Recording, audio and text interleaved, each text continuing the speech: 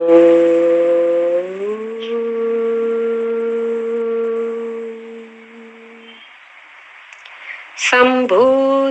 ച വിനാശം ച യസ്തദ്വേദോ ഭയം സഹ വിനാശേന മൃത്യും തീർത്വാ സംഭൂത്യാമൃതമശ്നുതേ.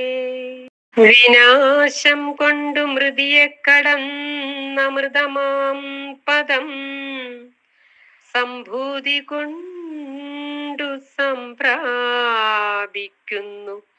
രണ്ടുമറിഞ്ഞവർ. മരണത്തെ ശരീരത്തോടു കൂടി ഇരിക്കുമ്പോഴാണ് നമ്മൾ മരണത്തെ കടക്കേണ്ടത്. മരിച്ചു കഴിഞ്ഞ് ജഡം ആയ ശരീരത്തിന് ഒന്നും ചെയ്യാൻ നിവൃത്തിയില്ല.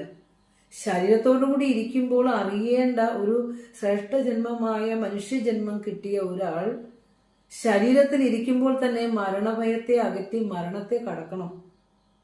അതിനുള്ള വിദ്യയാണ് ഋഷിമാര് നമ്മളോട് പറയുന്നത്.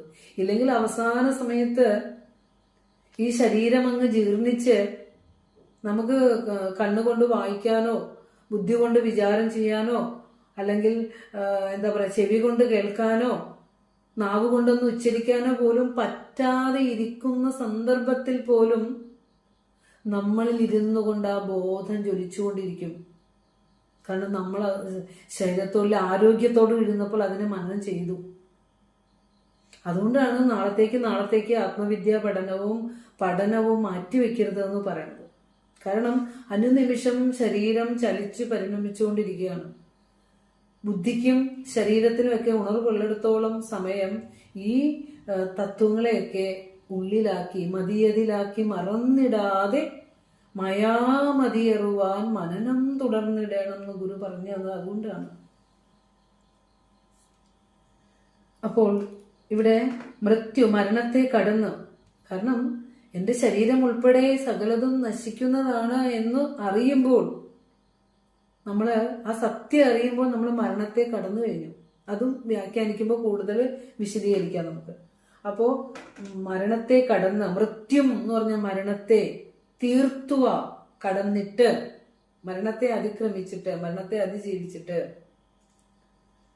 ജീവിച്ചിരിക്കുമ്പോൾ മരണത്തെ അതിജീവിക്കുക എന്ന് പറഞ്ഞാൽ ഒന്ന് ആലോചിച്ച് നോക്കൂ. ഋഷീശ്വരന്മാർ അതാ ചെയ്തത് അല്ലെ? ഇപ്പൊ ഗുരുവിന്റെ മഹാസമാധിയോടടുത്ത സമയങ്ങളില് ആ ശരീരത്തിന് വേണ്ടി ഒന്ന് രോഗം മാറാൻ ഒന്ന് സങ്കല്പിച്ചുകൂടെ എന്ന് ചോദിക്കുമ്പോഴുള്ള ആ ചോദ്യത്തിന്റെ മൂഢത്വം ആലോചിച്ച് നോക്കൂ. ഈ ജഡമായ ശരീരത്തിന് വേണ്ടി സങ്കല്പിക്കുകയോ, ജഡമായ ശരീരത്തെ എന്നേ മറികടന്നു കഴിഞ്ഞു ആലോചിച്ച് നോക്കൂ. അവിടെയാണ് നമ്മൾ ഗുരുവിന്റെ ദർശനം സൂക്ഷ്മമായി അറിയേണ്ടത്.